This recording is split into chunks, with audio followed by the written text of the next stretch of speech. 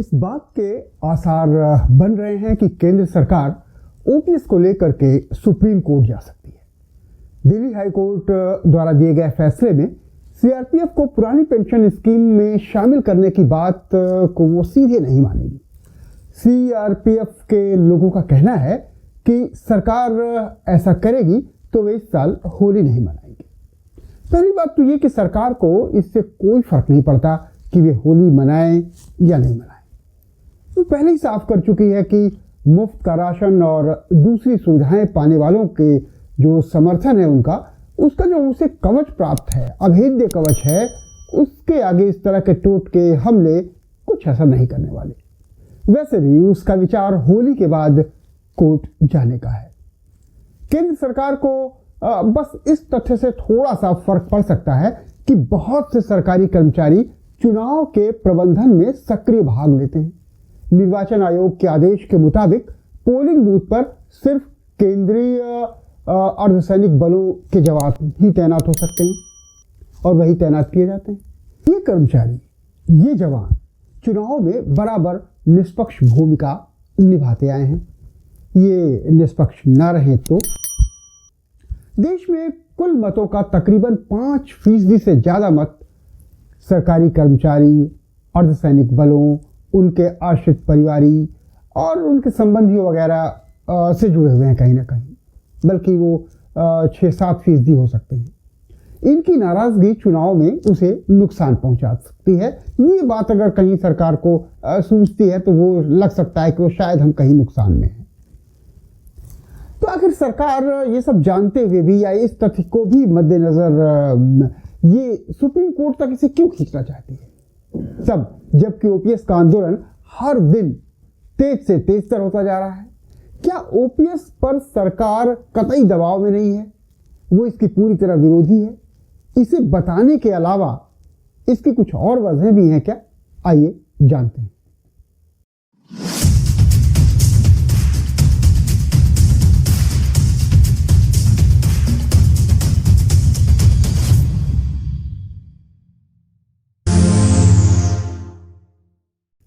सरकार high court के फैसले के बावजूद इस मामले को सुप्रीम कोर्ट में ले जाकर इसे अनिश्चित काल के लिए लटकाना चाहती है। साथ ही उसकी मंशा है कि इसके जरिए बाकी लोग जो ओपीएस पर अड़े हैं उनका भी मनोबल तोड़ा जाए, टूट जाए, उन्हें हतोत्साहित किया जाए।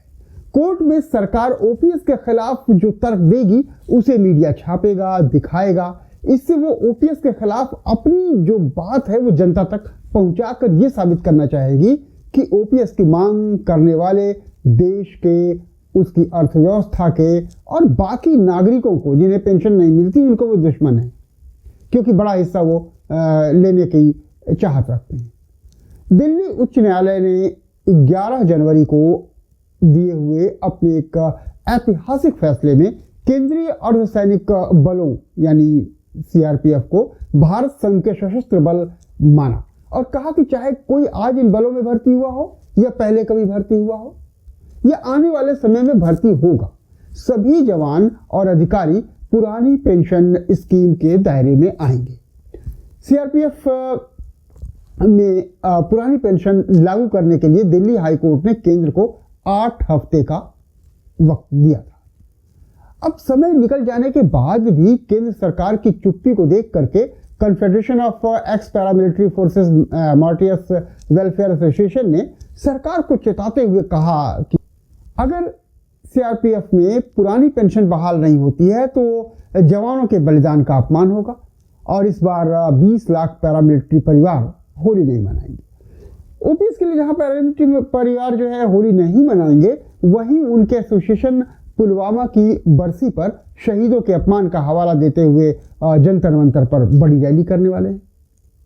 Waste central railway employees union पश्चिमी मध्य रेलवे से 10 लाख से अधिक हस्ताक्षर युक्त याचिकाएं राष्ट्रपति को भेजी जाएंगी ताकि ओपीएस के मामले पर कुछ दबाव पैदा हो सके। Federation of x paramilitary forces martyrs welfare association के चेयरमैन और सीआरपीएफ के पूर्व एडीजी एचआर सिंह ने पहले ही आशंका जताई थी कि सरकार सुप्रीम कोर्ट का रुख कर सकती है इस मामले को लेकर। वो ऐसा करती है तो उसका एक कदम आने वाले 9 विधानसभाओं चुनाव में भारी असर डालेगा। इतना ही नहीं, 2024 के लोकसभा चुनाव में भी ये एक बड़ा मुद्दा बनेगा। देश में 20 लाख पैरामिलिट्री परिवार व उनके पड़ोसी, रिश्तेदार, उनके चाहने वाले, जिनकी आबादी 5% से ज्यादा है, ये संख्या चुनाव में महत्वपूर्ण और निर्णायक भूमिका निभाएगी। हिमाचल के विधानसभा चुनाव में ओपीएस मुद्दा बना तो महज 1% वोट के अंतर से हिमाचल प्रदेश में भाजपा की सरकार मतलब चली गई थी, सत्ता उसके हाथ से खिसक गई थी।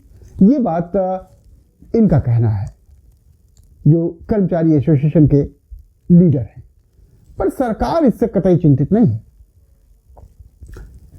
ये इसी बात से समझा जा सकता है कि जब असदुद्दीन ओवैसी ने पुरानी पेंशन को लेकर सदन में सवाल पूछा तो केंद्रीय वित्त राज्य मंत्री डॉक्टर भागवत कराड़ ने बड़े आराम से कहा कि एनपीएस है तो वही काफी है।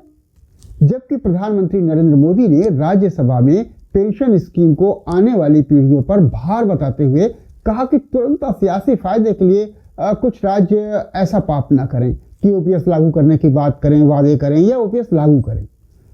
आपके इस कदम से हमारे बच्चों का भविष्य बर्बाद हो जाएगा, ऐसा पीएम ने कहा। उन्होंने ये भी जताया कि पड़ोस के देशों की दुर्दशा को देखिए कैसे लापरवाही के चलते उन देशों को कर्ज के बोझ के तले दबा दिया है उस लापरवाही ने। सरकार अपने इन्हीं तर्कों के साथ सुप्रीम कोर्ट में जाएगी और बताएगी कि ओपीएस देना किस तरह से देश हित में नहीं है। फिलहाल पुरानी पेंशन योजना को लेकर अब केंद्र और राज्य सरकारों के कर्मचारी संगठन एकजुट हो गए हैं। अब ओपीएस पर आर पार की लड़ाई होगी। एनपीएस खत्म कराने और ओपीएस का फायदा दिलाने की ये लड़ाई 2024 से पहले लड़ना और उस जंग को हर हाल में जीतना ही होगा, वरना उसके बाद इसका कोई खास अर्थ नहीं रह जाएगा। तो इस एपिसोड में यहीं तक। मिलते हैं अगली बार द एडिटर के नए एपिसोड में किसी नए मुद्दे के साथ। तब तक देखते रहिए हिंदुस्तानियम टेल्स एंड टॉक्स का ये सेगमेंट द एडिटर, और संजय श्रीवास्तव को इजाजत दीजिए। नमस्कार, धन्यवाद।